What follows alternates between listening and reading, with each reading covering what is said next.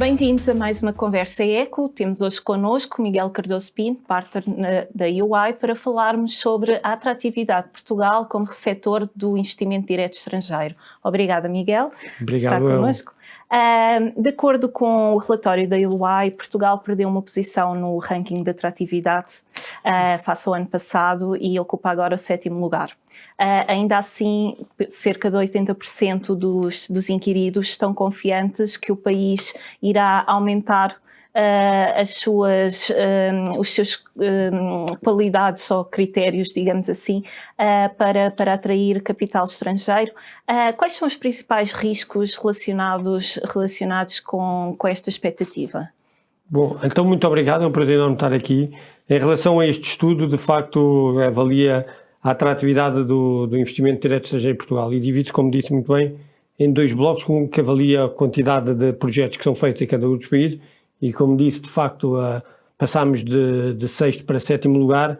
Na verdade, essa alteração é um pouco insignificante porque estamos a poucos projetos de diferença da Polónia. Portanto, eu acho que o principal takeaway é que, de facto, continuamos no top 10 e, portanto, continuamos com uma presença muito significativa do investimento direto estrangeiro em número de projetos em Portugal. Ou seja, mantivemos mais ou menos 4% dos projetos estrangeiros feitos na Europa vieram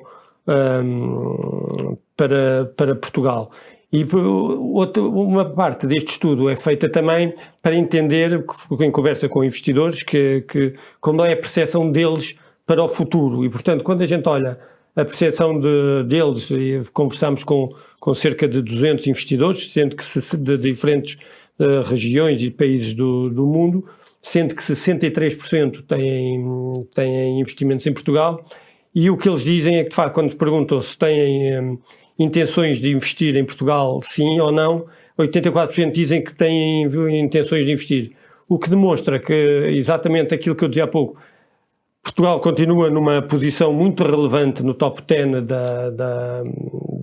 de destinos do investimento direto estrangeiro na Europa. Eu acho que isso é o fundamental. E quando olhamos para a frente, para as intenções declaradas dos investidores, eu acho que de facto a nota é muito positiva, porque esse valor, por exemplo, dos 84% é acima do que é dito para outros países ou para a média da Europa, quando se faz exatamente a mesma pergunta para outros países da Europa. Portanto, não só o resultado deste ano é muito interessante, como para a frente as expectativas são grandes. Não esquecendo a pergunta de quais é que são os principais riscos. Os principais riscos que os investidores apontam para Portugal são relacionados com as altas taxas de inflação. Aqui também nós temos que é um desafio comum a vários países da zona euro. Exatamente, portanto que não é um problema específico de Portugal. Há um segundo tema que é a instabilidade política, que também, tendo em consideração que este estudo de 2004 reporta a 2023, ou portanto ao que foi feito o ano passado, e portanto altas taxas de juros, inflação e a instabilidade política são os 3 fatores de risco que são apresentados. Portanto, dito isto de uma longa resposta a uma curta pergunta, acho que serão estes os principais takeaways que eu apontaria. E a UI tem algumas propostas para potenciar esta atratividade de Portugal como país receptor de investimento estrangeiro. Em que medida de que forma é que Portugal pode conseguir passar de oferecer um país que oferece um investimento acessível para um país que tem capacidade de oferecer condições para um maior valor acrescentado bruto? Certo. Essa pergunta é muito interessante, porque de facto, quando os investidores referem muitas vezes o custo da mão de obra ser barato em Portugal, mas ao mesmo tempo o que nós verificamos é que os setores mais procurados são muito relacionados com tecnologia e sistemas de informação e, portanto, o que é que nós acreditamos? Nós acreditamos que nós temos que passar de ser vistos e criar um mindset de onde somos um país barato, mas para um mindset onde somos um país que criamos muito valor agregado e, portanto, aí é um dos principais desafios que nós temos, posicionar-nos em indústrias de maior valor agregado, com propostas de maior valor agregado. Evidentemente o custo da mão de obra vai ser sempre uma vantagem competitiva, mas nós temos que passar essa discussão para um outro nível.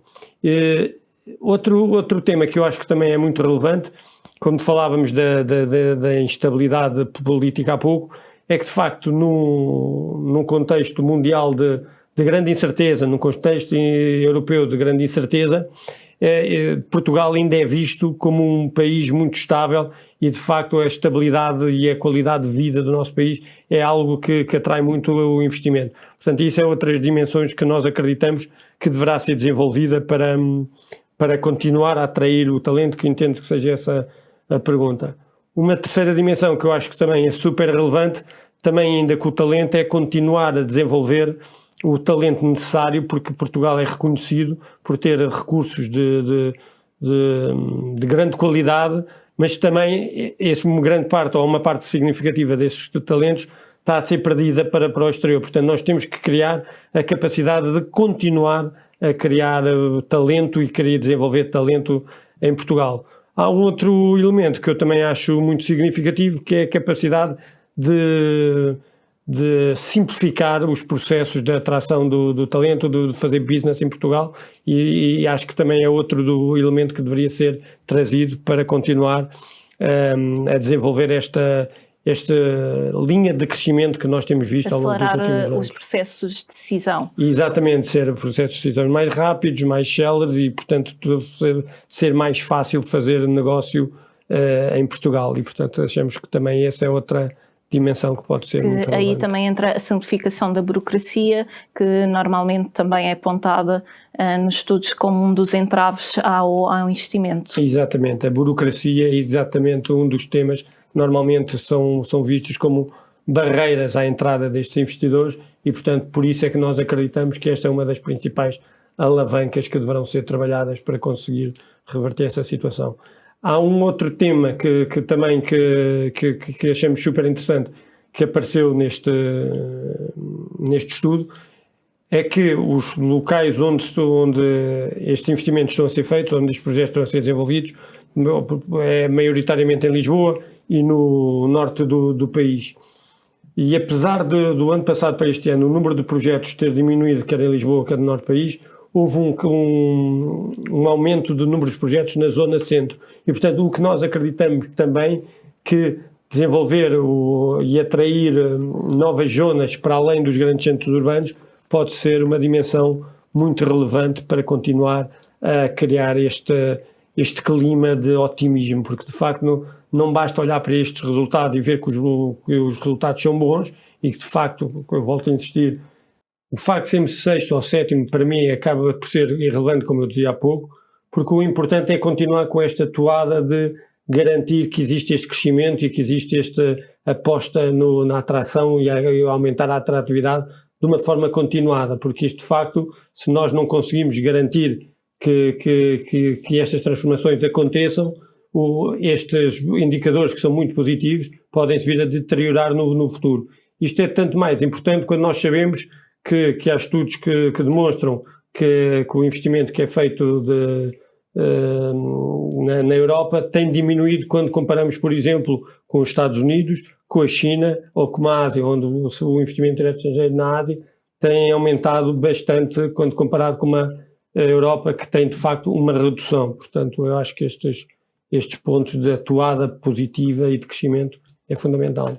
E à luz das conclusões do estudo, como é que olha para o Orçamento do Estado que aí vem e que propostas é que poderiam estar em cima da mesa para potenciar esta atração do investimento? Certo. Eu aí terei muita dificuldade em conseguir, porque não conheço em detalhe o Orçamento do Estado, mas o que me leva a concluir é que quer seja este governo, quer seja o anterior, qualquer governo deverá sempre ter em consideração que esta toada positiva que eu falava, esta estabilidade que nós discutíamos há pouco, deverá ser um pano de fundo para garantir que este crescimento do investimento direto estrangeiro se mantenha, porque de facto esta incerteza, esta turbulência que existe no mundo, esta incerteza, esta turbulência que existe na Europa, os investidores veem Portugal como um porto de abrigo e, portanto,